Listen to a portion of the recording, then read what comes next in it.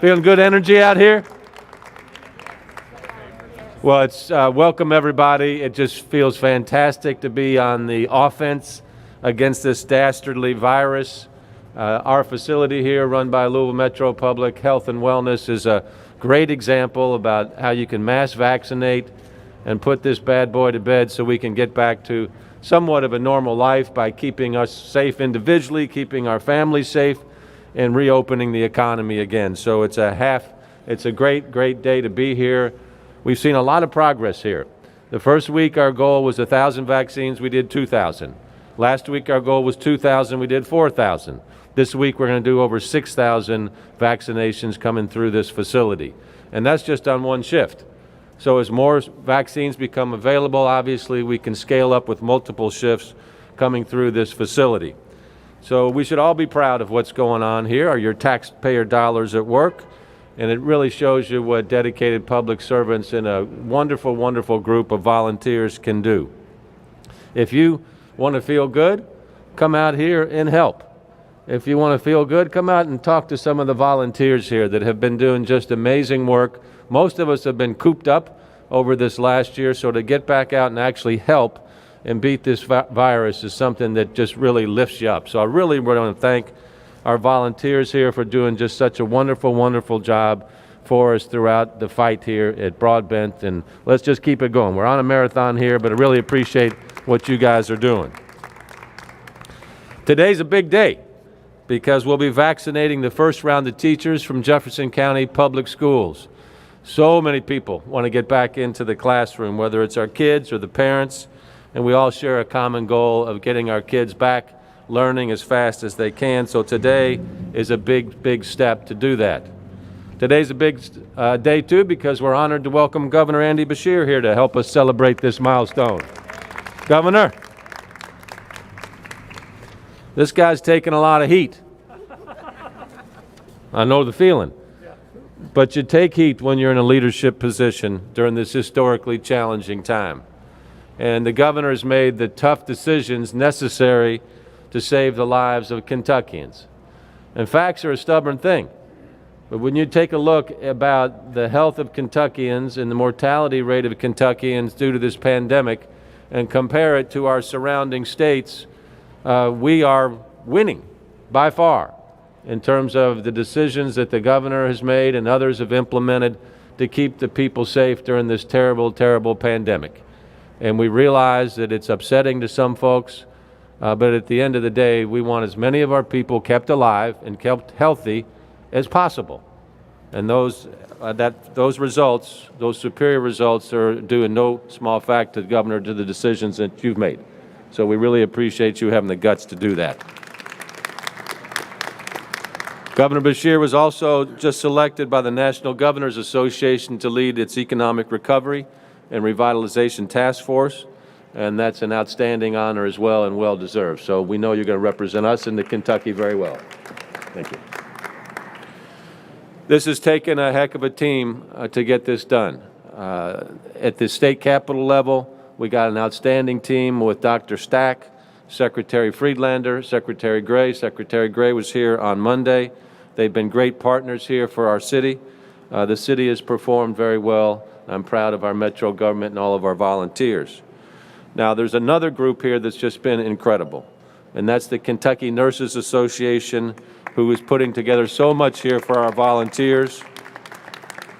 Delnor Manson, Ruth Carrico with KNA have been here from before the beginning to help us. So I really, again, want to say thank you to you guys for all your great work. And then our public health and wellness team, Dr. Sarah Moyer, Dr. Sarah Beth Hartledge, the whole team. Nobody's looking for credit. We're just showing up and getting the work done, but we've had a great example of what teamwork looks like here. All right? So let's keep working together. Let's get more people vaccinated, and we will eliminate COVID-19. All right. Stay strong, Louisville. Now let's hear from our governor, Andy Beshear.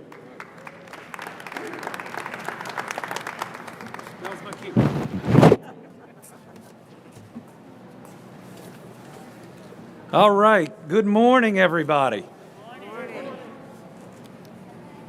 Just look behind us. This is what the path They're led by Dr. Sarah Moore. As you all know, she's our city's chief health strategist and the director of the Louisville Metro Public Health and Wellness. Please welcome Dr. Moore. All right, morning, everyone. First, I just wanted to say it's very gratifying to work for a governor and mayor who understand and support using science, data, and public health to respond to the pandemic. So thank you both. Yeah, let's hear it. Really appreciate it. Many across the country have looked down upon public health, caused unnecessary doubt, but you have put public health front and center, and so thank you. My team and I are grateful. We know that this pandemic has been hard on many people and families. Schools are where our children don't only learn, but they also are wrapped in love, care, and essential resources such as hot meals, language services, special plans, and accommodations to help them learn, and the consistency and structure that kids need to thrive. Essential things that have been far too many have been missing this past year. So this pandemic has highlighted the important role that school plays in keeping the mental health of our students and our parents. It helps to keep families fed, women in the workforce, and even reducing violence in our community. So getting kids back to school quickly and safely is vital to the current and future health of our community.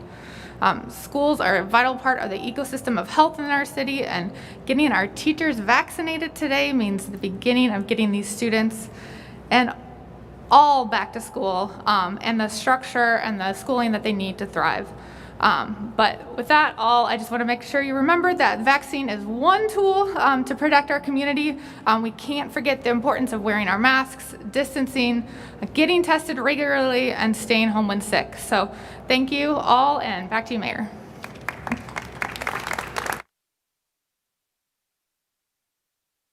Thank you, Dr. Moyer.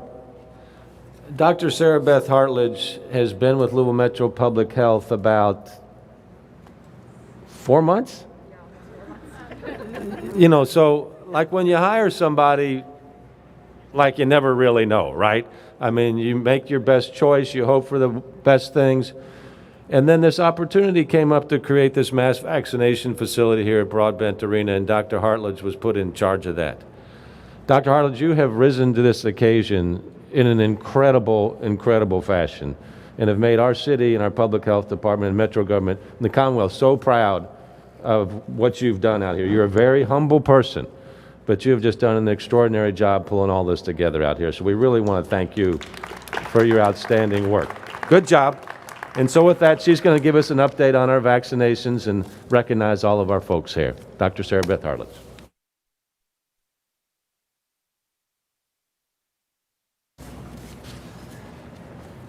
Thank you, Mayor, for that exceedingly kind introduction.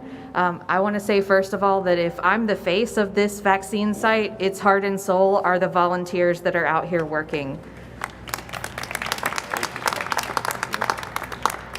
To date, we have had over 10,000 volunteer hours spent at this site by over 1,100 people. When our volunteers reach a 40-hour milestone, we consider them to be part of our healthcare team, and we make them eligible for vaccination. We have 76 volunteers who have met that criteria and either been vaccinated or been scheduled for one in the coming days. We are vaccinating 6,000 people at this site today, including non-medical first responders like police and corrections, and educators. Overall, since this site launched on January 4th, we've vaccinated 12,000 people at this site alone, and over 40,000 across the metro area in cooperation with our healthcare partners. Next week, we continue with educators, and on the schedule, we have about 5,400 JCPS employees, 1,400 Archdiocese employees, and several hundred independent schools as well, totaling over 7,000 educators through this site next week.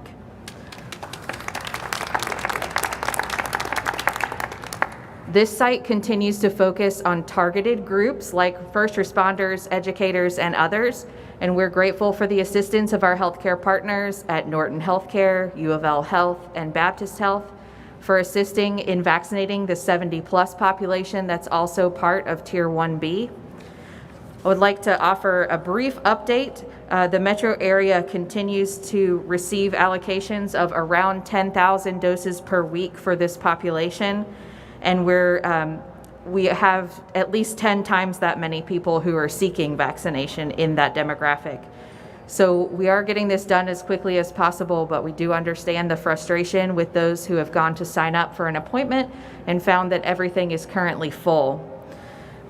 We are working with our hospital partners to improve the waitlist process, and you can sign up for updates on our website at louisvilleky.gov/vaccine, where you will get the most up-to-date information about waitlists and other appointment scheduling information.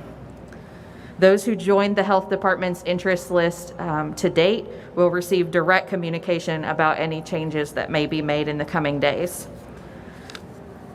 Finally, the best part of the week is where we get to recognize our volunteers of the week. So I have 4 of them here to recognize today. I have Elizabeth Kabnick,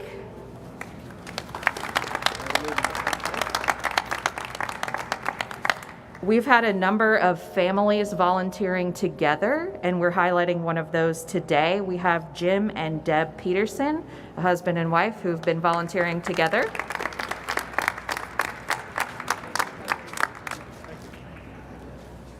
And then I have Amanda Beering, who is a medical student who's not only tackling every task I can throw at her, but training all the other medical students to do them as well.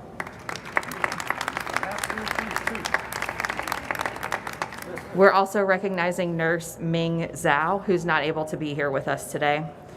And finally, we have an Employee of the Week to recognize. When we polled our staff, they have come from almost every metro agency. We have about 40 staff here on site that encompass 19 different metro groups, literally from A to Z, from access to zoo. So most of them come from public health and emergency preparedness, but literally from all corners of the metro government.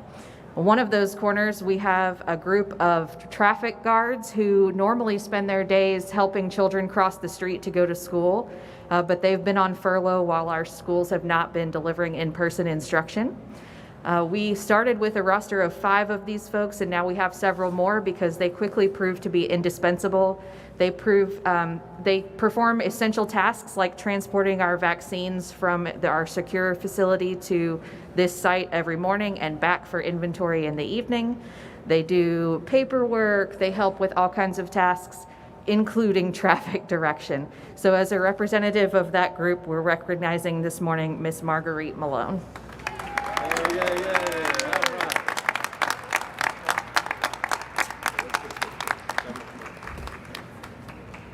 Yes, sir. There you go.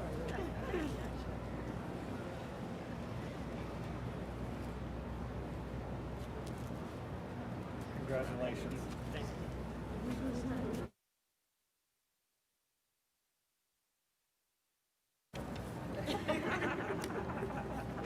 All right, folks, today's a big day with our educators, as we've been talking about. And for the last 10 months, teachers and students and families have been living and learning new ways to deal with this pandemic world that we're living in. So I want to give a big shout out to JCPS. I want to thank Dr. Polio, his team, and all of our teachers and staff for working incredibly hard under challenges none of us have ever lived under before to ensure that our children can learn from home. And it has been very difficult, as everybody knows, on everybody involved. I want to thank the parents who've had to make incredible adjustments to their lives to accommodate NTI. It has not been easy at all. It has been really hard. Let's stay strong while the end is in sight. And we all know that Dr. Polio is working on return to classroom for students. That's always the first question. You're going to get it again, Dr. Polio. But it's a huge, huge task to craft a plan that accounts for all of the challenges that this pandemic has thrown at us. And our teams are in constant communication on how to make sure that we can open up our schools as safely and as soon as possible. So, Dr. Polio, if you'd come up here and give us the latest and all that, we'd appreciate it. Please welcome Dr. Marty Polio. All right, thank you, Mayor Fisher. Governor Beshear, thank you for being here with us today. I've been at JCPS now for almost 25 years. I had a lot of great days in JCPS, but I think this might be the most important day of my career over a 25-year span. I would think it was when I answered the phone and agreed to be superintendent. I had no idea at that time we would be leading the district through a pandemic. Not sure if I had answered the phone. But I did, and so here I am.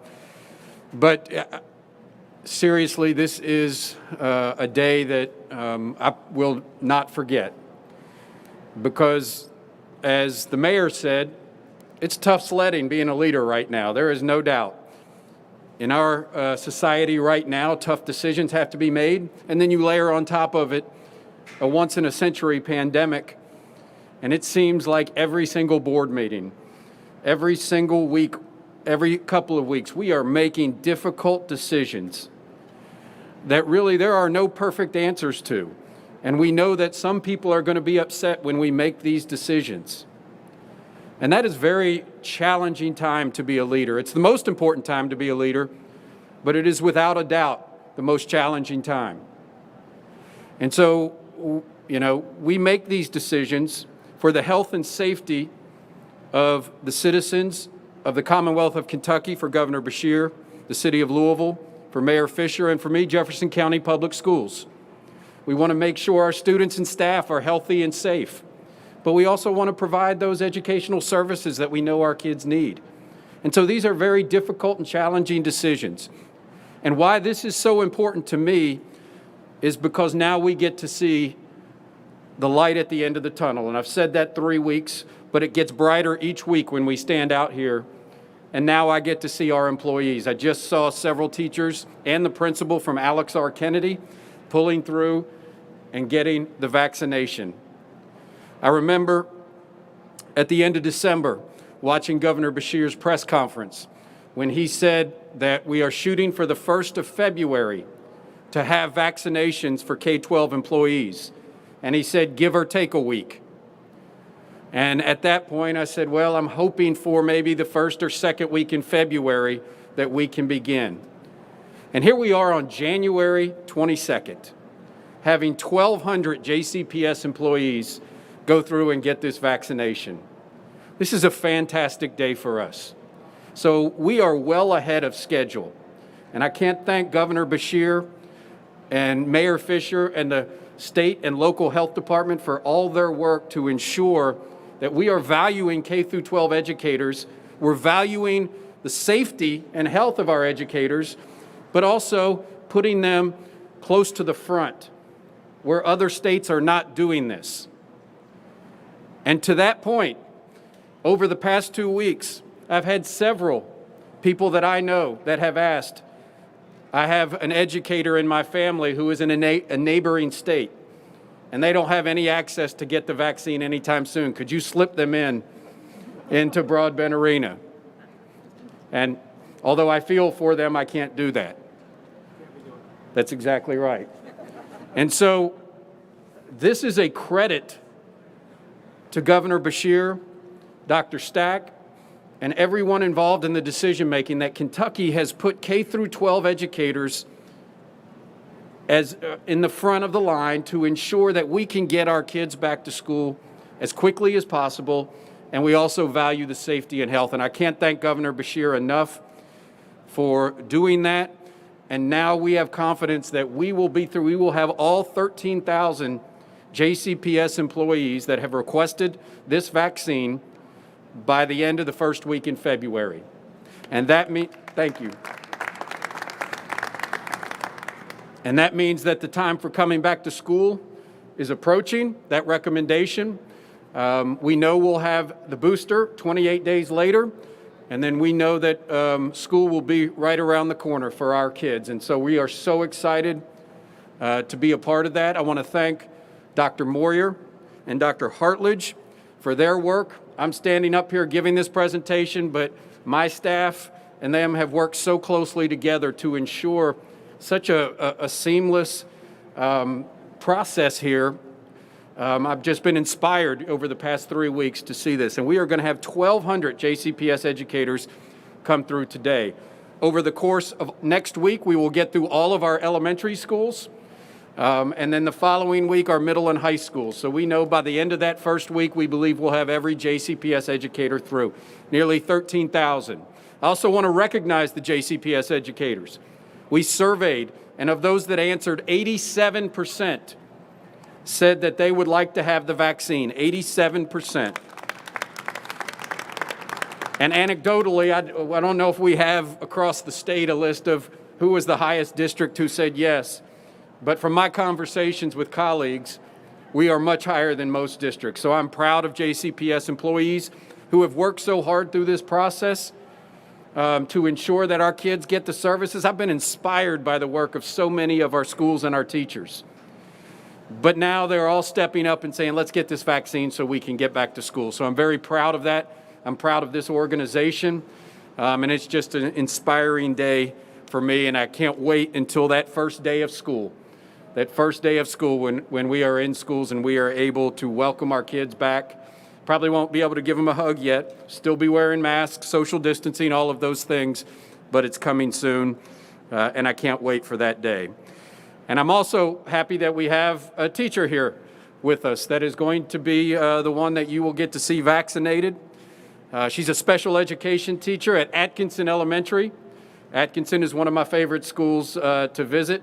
Got a favorite class there, a great group of students. And so I want to thank Tanya Moore for being here with us today. A special education teacher and a fantastic teacher. I know she's been working so hard to meet the needs of her children in virtual learning. And now she's can't wait, I know, to get back and see her kids in person. So at this time, I'd like to introduce Tanya Moore.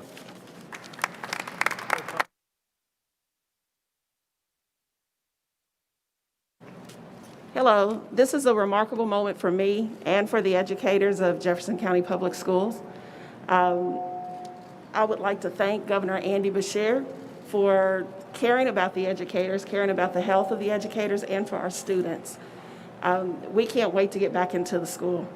The hope that we give to our students, the hope that they give to us, it's important. We miss them, we miss being there. It's the hope of, because of Jefferson County Public Schools, that I'm here. My daughter's a special education student. She has been her entire academic career. She's now 20. And it's because of the teachers of JCPS that I've decided to become a teacher. And it's because of the teachers that have inspired her and inspired me throughout the years that I decided to go into special education. There's no better place. And we can't wait to get back into the school. We can't wait to be back in front of our students and to give that hope to our students, the hope that they give us. I would like to thank the health department for giving us this shot of hope, and we're ready to get back to it. I would like to thank you.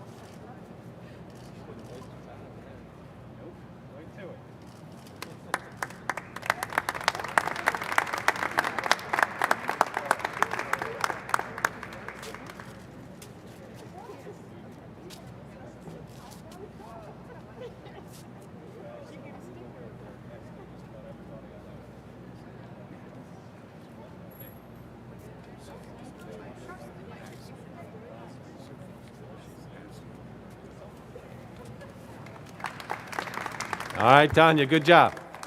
Want to recognize Brent McKim here, also from JCTA, and Sue Foster from ASME. They're a critical part of the team. Thank you guys so much for what's going on here and making this happen. All right, at this point, we're happy to take any questions. Thank you all for coming. Any questions? Yes. Dr. Moyer.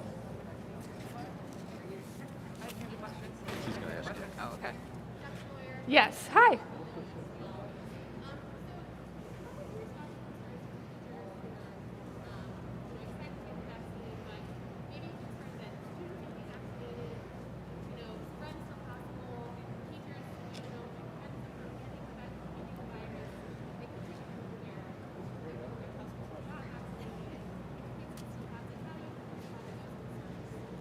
Yeah, so the vaccine is almost 100% effective of making you get really sick to end up in the hospital. And so that is the good news and what we're preventing here by getting vaccinated. I think majority of our cases, I might turn over to Dr. Hartledge, but majority of our cases that we've seen in schools have started with the teachers. And so we think that this will really decrease spread in the classroom as well too, with having them all vaccinated.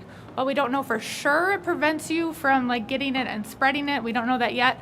We do have good modeling studies show that it at least decreases it, and we're hoping to have that proof here soon. So all good news. I think it's gonna really help keep our classrooms safe going forward.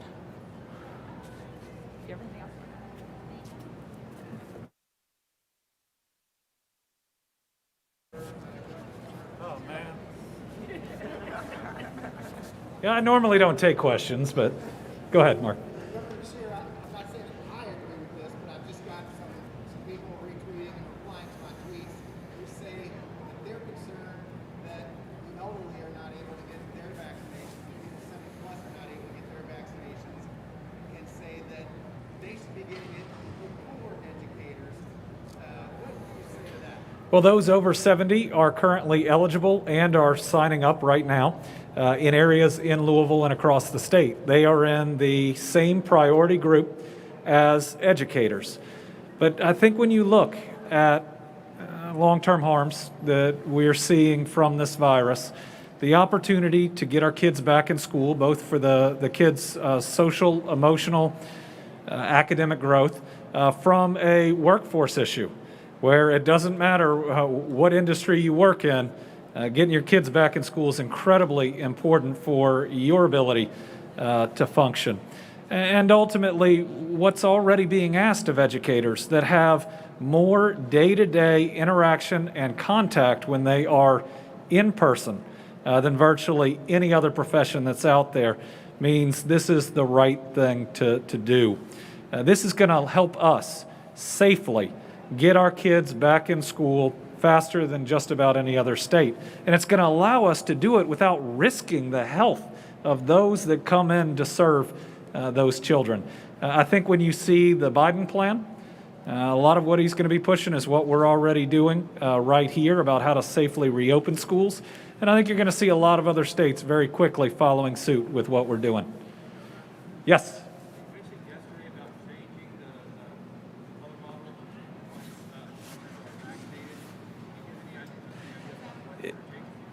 Thanks, Kevin. So I was asked the question yesterday, and it was phrased in a different way on whether I'd have an executive order, I guess, forcing in-person classes. And we've never, with the exception of the concern over Thanksgiving, done a mandate as opposed to guidance. And what we have right now out there is guidance. But once every educator, every school personnel, everybody that comes into that building has had the opportunity to be vaccinated, we're going to be looking at a very different risk assessment there. And so we will be altering our guidance, whereby we will be able to recommend more in-person classes, even when the virus is being transmitted at higher rates, provided the adults in that building have that protection. Now, it's going to be really important, though, even then, to have some flexibility, because there will be students, under 16 or 18 for which one vaccine or the other hasn't been approved, that have medical issues and conditions themselves that won't make it safe to return. So we're going to need to be looking there. And there's also some families that may choose that they want to continue virtual because of conditions they may have that the child could bring back. But we're going to be able to loosen up that guidance significantly once we're through that second dose, with about, 10 days? 10 days after that second dose to make sure that everyone has that 95% protection. Yes?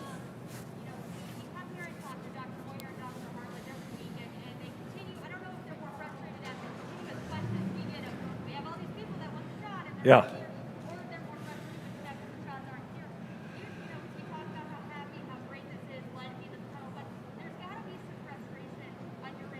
Sure. Yeah. So what you see behind us is an amazing operation, but it could give so many more vaccines than it's currently able to give. We believe in this state right now, we could give 250,000 vaccinations every week. And think about how quickly, if that were possible, we could get to herd immunity in this Commonwealth and across this country.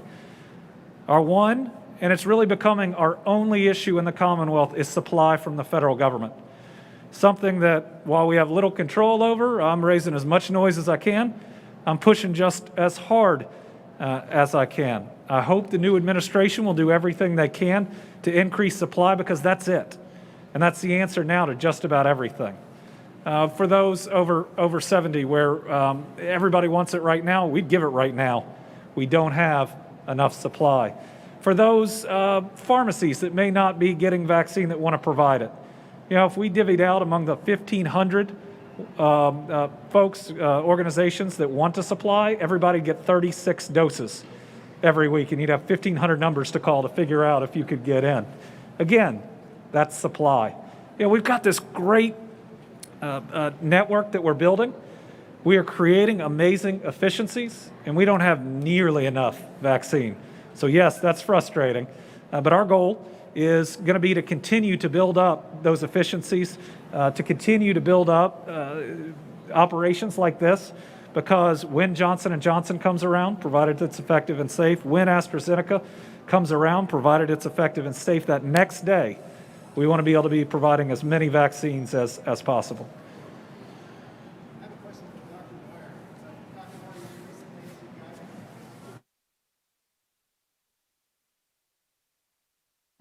Yeah. Can you elaborate on that? Tell us why it was so important, why you issued that guidance. Yes, wanted to put a reminder out there that COVID is still very high in our community, and our testing centers are not near their capacity. So back in November, we were doing 45,000 tests a week, and right now we're doing about 21,000. So we have a lot more room to test more people. And so if you are out, just like all of y'all here, going to work, if you are traveling, if you are going in person to church, any way that you are not able to follow the governor's red recommendations, recommend that you get tested regularly. So that is the guidance.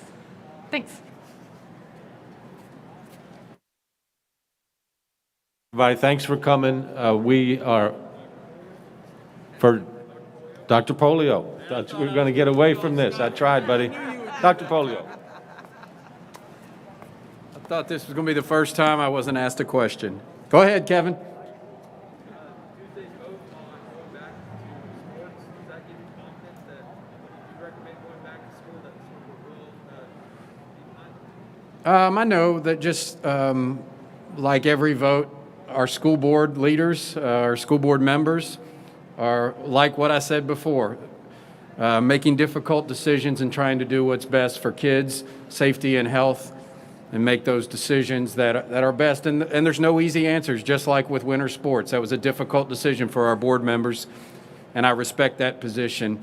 But we'll be, over the next couple of weeks, at our February 2nd board meeting, having a lot of information about the vaccine, bringing in Dr. Moyer and Dr. White, who are going to present some information and answer questions of our board members, and then we'll take a vote probably a couple of weeks later after that on a return to school plan. But that will be their decision, our board's decision, as it always is, but I'm confident that they will do what's best for children.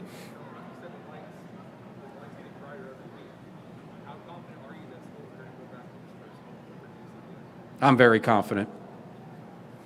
Do you have a date in mind, or does that date depend on how things go with vaccination? Well, the date will depend upon us continuing to follow the data like we do every week. We monitor the data every single day, but we'll continue to do that. But based on the vaccine, it will be based on whether the federal government gets us the booster, enough booster at the end of this month, coming up 28 days from.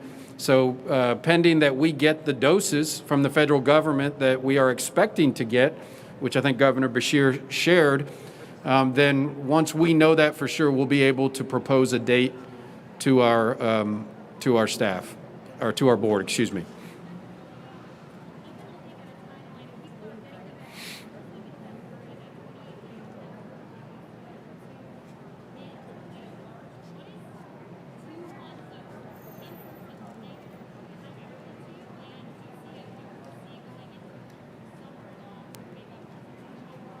I think every day in school is worth it, without a doubt. So if we can get 50 days of school in or 40 days of school in, then without a doubt it is worth every single one of those days to get our kids back in school and to be able to give them the supports that we need. One of the things we've talked about a lot is, yes, we're going to have to make up for lost learning, but we can't go right in, assess kids, test kids, and start this. We need to support our kids. You know, social emotional learning, ensuring that they have the support they need, the mental health services that they need, and then we're going to have to look long-term at how we support kids and recover a lot of lost learning. So that will include summer. This summer, we're building right now, and I can't say enough how important the funding from the second stimulus package is for us to meet the needs of our kids over the next 30 months. That's been a huge victory for the kids of this nation. And so we are excited about that, but we will have to have a lot of learning support, additional learning during the summer as well. What's that? Cut it off. Are you okay? I'm ready to cut it off. You don't have to tell me twice. Sorry, y'all. We know they have to go. All of these people up here are available to you to interview, our volunteers, our doctors. We also have in lane 1 several teachers from JCPS lined up who are willing to speak with you. So thank you all very much for coming out.